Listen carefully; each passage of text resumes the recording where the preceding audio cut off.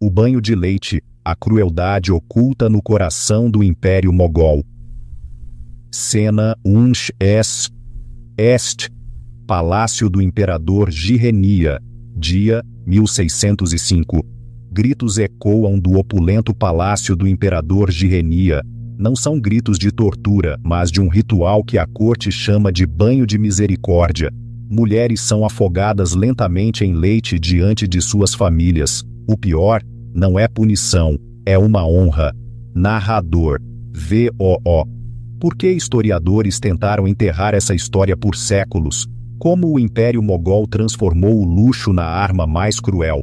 Prepare-se para 3 verdades chocantes que mudarão sua visão sobre a misericórdia histórica. Transição rápida. Imagens de luxo mogol e cenas de guerra na Europa. Narrador VOO. No início do século XVII, o Império Mogol era o mais rico e poderoso do mundo. Enquanto a Europa se debatia com pragas e guerras, os mogóis dominavam o subcontinente indiano, acumulando riquezas que faziam reis europeus parecerem mendigos. O imperador Jirenia governava 100 milhões de pessoas. Seus palácios, adornados com mármore que brilhava ao luar, eram o epítome do esplendor. Imagens de textos históricos, monumentos mogóis. Narrador VOO. Os livros de história pintam essa era como um auge dourado da civilização, mas o que eles não contam é o que se escondia por trás das paredes de mármore, cerimônias tão brutais e psicologicamente perversas que os próprios cronistas as descreviam em código. O mesmo império que construiu o Taj Mahal como um monumento ao amor, aperfeiçoou técnicas de tortura que fariam carrascos medievais tremerem. Cena 2. Jimundunt. Câmara do banho de leite. Dia. Uma nobre mulher, vestida com sedas finas, é levada para uma câmara de mármore branco, projetada para parecer um templo. A corte se reúne. Centenas de nobres em suas vestes mais luxuosas observam de galerias esculpidas. Músicos tocam melodias suaves. Incensos queimam. A atmosfera é de serenidade, quase de reverência. Narrador. VO. Imagine ser essa mulher, seu marido acusado de traição. Talvez ele ousou questionar o imperador, talvez apoiou o príncipe errado, ou simplesmente existiu no momento errado da política palaciana.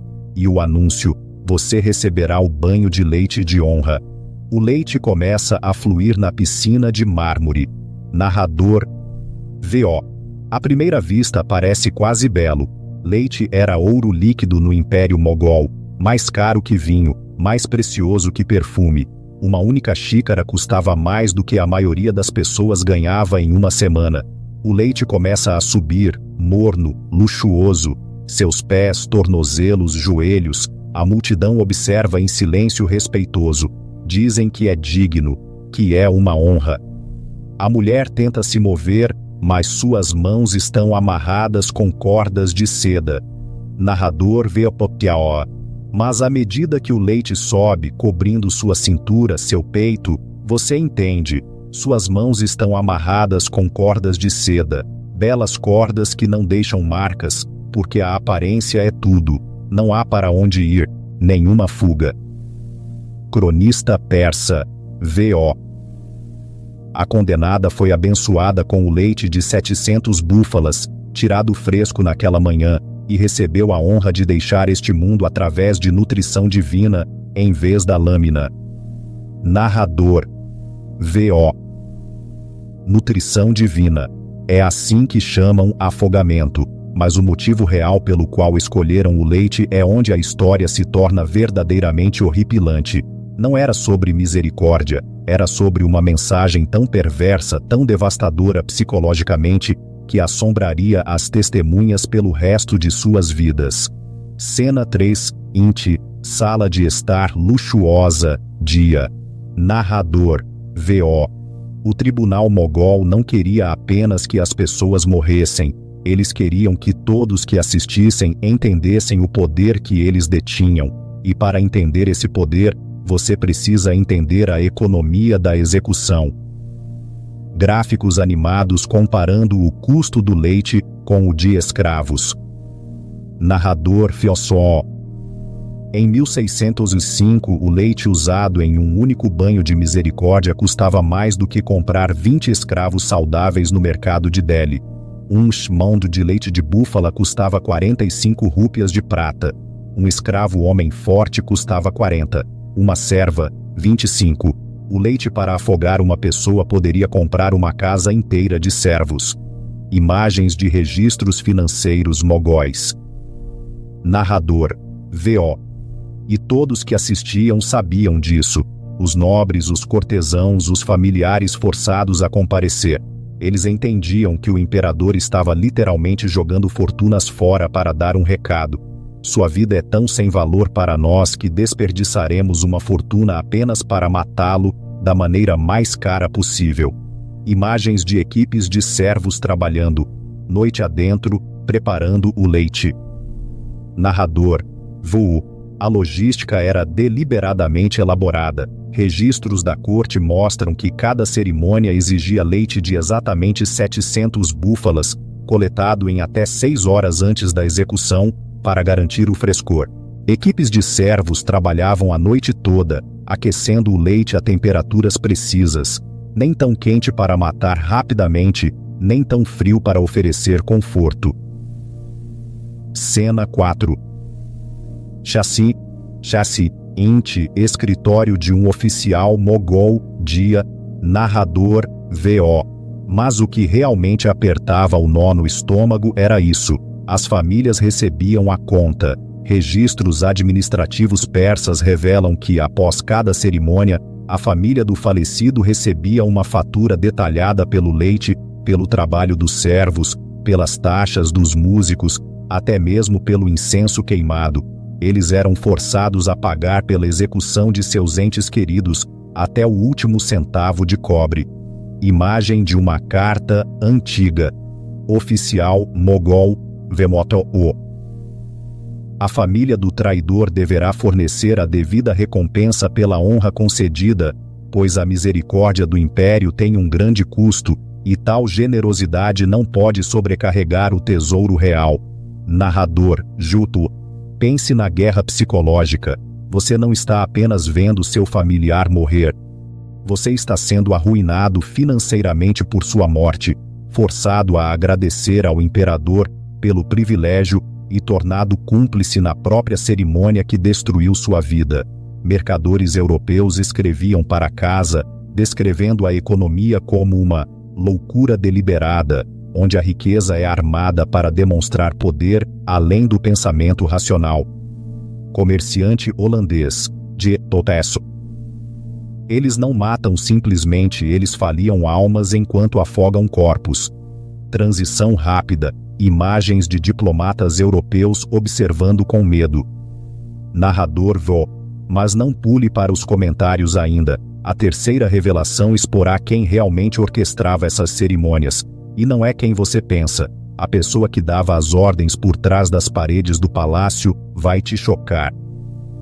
Cena 5. Int. Câmara secreta, no palácio. Dia. Narrador, V.O.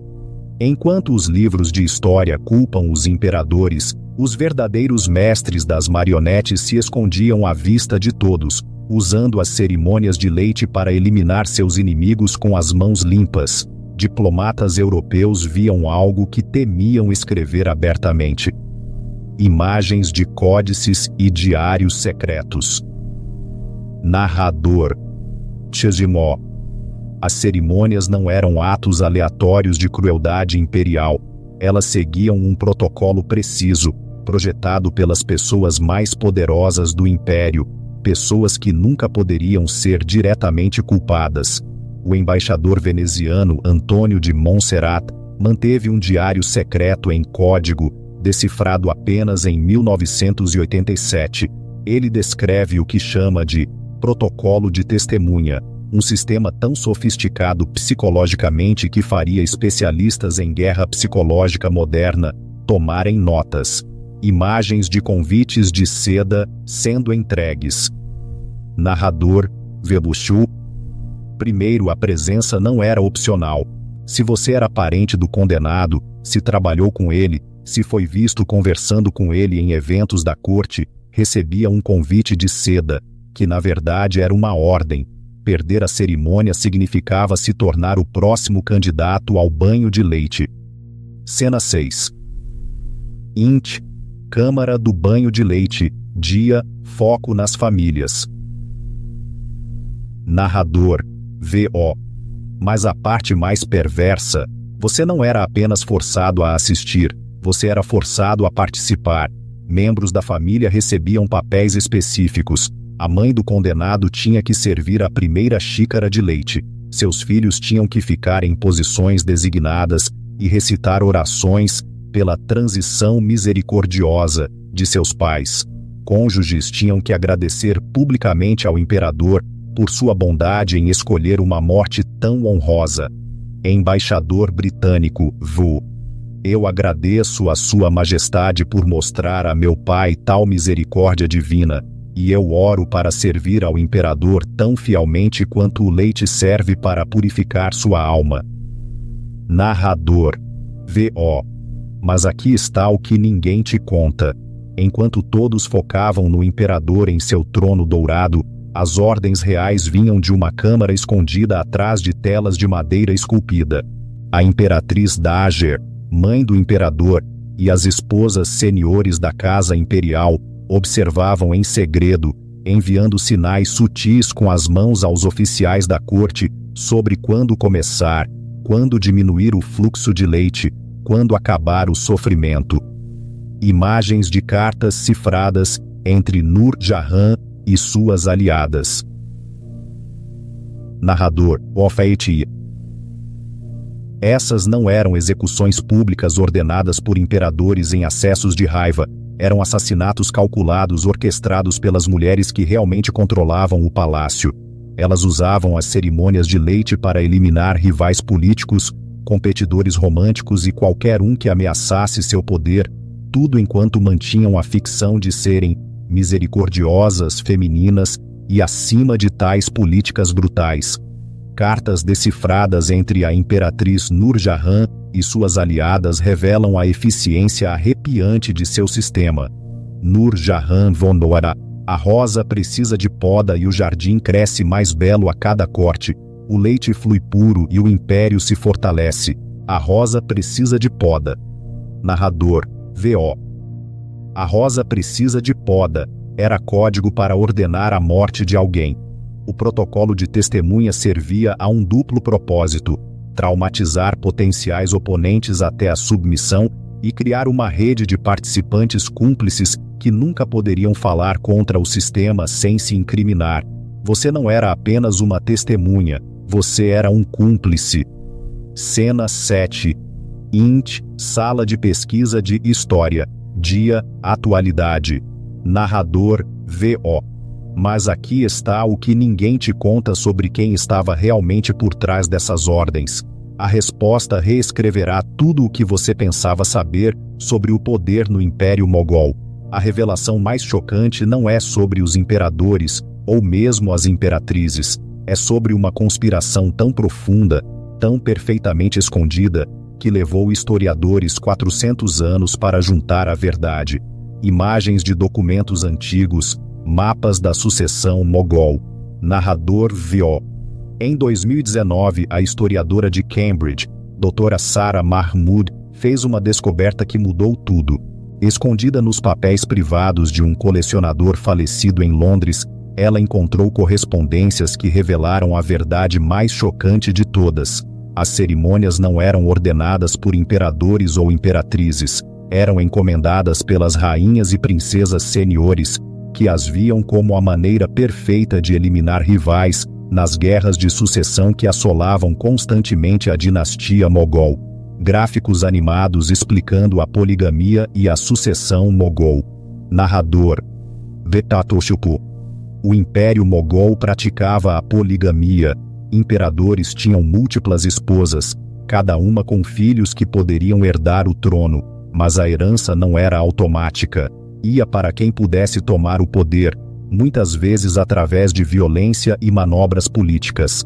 As cerimônias de leite tornaram-se a arma perfeita para as rainhas seniores eliminarem esposas mais jovens e seus filhos, sem parecerem quebrar as leis sagradas de hospitalidade e honra familiar que governavam a vida no palácio. Imagens de cartas codificadas com nomes de flores. Narrador V.O. A descoberta da doutora Mahamud incluiu cartas entre a princesa Janara, filha de Shah Jahan, e sua rede de aliados. Nessas cartas escritas em um código complexo usando nomes de flores, ela coordenava a eliminação de rivais potenciais com precisão cirúrgica. Princesa Janara, V.O.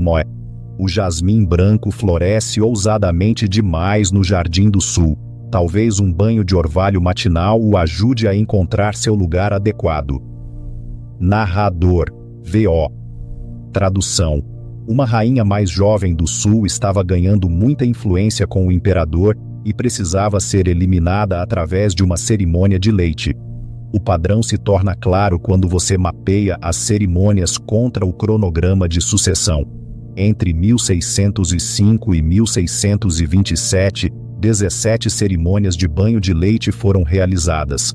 16 das vítimas eram rainhas jovens que haviam dado à luz herdeiros homens, ou seus filhos bebês que poderiam crescer para desafiar a linha de sucessão estabelecida. A única exceção, um oficial da corte que descobriu evidências da conspiração e planejava expô-la ao imperador. Cena 8. Chintun, sala de reuniões do Conselho Imperial, dia. Narrador Vócio. A genialidade do sistema era sua perfeita negação. As rainhas seniores nunca davam ordens diretas. Elas simplesmente expressavam preocupação em manter a harmonia do palácio ou preservar a dignidade da linhagem imperial. Oficiais da corte, treinados para ler nas entrelinhas, entendiam essas mensagens codificadas e agiam de acordo. Os próprios imperadores muitas vezes não tinham ideia de que estavam sendo manipulados. Eles viam as cerimônias como atos necessários de justiça, sem nunca perceber que estavam sendo usados como executores involuntários em uma guerra secreta pelo controle dinástico. Imagens de imperadores mogóis em cenas de poder. Narrador Veotil. Essa conspiração remodelou toda a sucessão mogol, eliminando sistematicamente rivais potenciais. As rainhas sêniores garantiram que o poder permanecesse concentrado em suas linhas familiares. Os imperadores que se seguiram não foram escolhidos por mérito ou direito divino. Eles foram os sobreviventes de um programa de assassinato de séculos, disfarçado de misericórdia. Cena 9. Inti, sala de arquivos históricos, dia, atualidade. Narrador, Dioceste O. A conspiração começou a se desvendar em 1658, quando o imperador Aurangzeb descobriu evidências do envolvimento de sua avó em ordenar o banho de leite que matou seu meio-irmão 30 anos antes. Sua resposta foi rápida e brutal. Ele ordenou que todos os registros das cerimônias fossem destruídos e baniu a prática inteiramente. Mas o dano estava feito. Imagens de declínio do Império Mogol. Narrador Vetumo. A força do Império Mogol havia sido esvaziada por décadas de guerra interna disfarçada de cerimônia religiosa. A dinastia que um dia pareceu invencível começou seu lento colapso, enfraquecida de dentro para fora pelo próprio sistema que deveria preservar seu poder. A última cerimônia de banho de leite registrada ocorreu em 1661, encerrando quase 60 anos de assassinato sistemático disfarçado de misericórdia imperial. Cena 10. Int, Museu de Arte, dia. Narrador, V.O. Então, da próxima vez que você vir uma bela miniatura mogol em um museu ou ler sobre a Era de Ouro da arte e cultura do Império, lembre-se disso. Por trás de cada obra-prima havia um sistema político tão sofisticado em sua crueldade que transformou o próprio luxo em uma arma. Imagens de cenas modernas de guerra e propaganda política. Narrador. VOEO. As cerimônias de leite revelam algo profundo sobre como o poder opera ao longo da história. A opressão mais eficaz não se parece com opressão. Ela se disfarça de misericórdia, de honra, de tradição. Ela torna as vítimas cúmplices em sua própria destruição e força as comunidades a participar de seu próprio trauma. Isso não é apenas história antiga. Hoje ainda vemos estruturas de poder que armam a linguagem para disfarçar a crueldade como gentileza, interrogatório aprimorado, em vez de tortura, danos colaterais, em vez de baixas civis, ajuste estrutural, em vez de guerra econômica. Cena final. Narrador olhando para a câmera. Narrador. VO. As cerimônias de banho de leite mogol nos ensinam a olhar além da bela linguagem e fazer as perguntas difíceis. Quem realmente se beneficia desse sistema? Quem está tomando as decisões reais? E o que eles estão tentando esconder por trás da performance de misericórdia? O que outras práticas históricas, misericordiosas, podem estar escondendo verdades mais sombrias? Que cerimônias, tradições ou instituições que celebramos hoje podem, na verdade, ser sistemas sofisticados de controle disfarçados de honra? Deixe-me saber nos comentários qual misericórdia histórica você acha que merece uma investigação mais profunda. E se esta história abriu seus olhos para como o poder realmente opera ao longo da história, certifique-se de se inscrever. Na próxima semana, revelarei o veneno secreto que matou mais imperadores romanos do que todas as guerras combinadas, e como ele ainda está sendo usado por líderes mundiais hoje. A verdade sobre o poder é sempre mais distorcida do que os livros de história admitem, e eu estou apenas começando.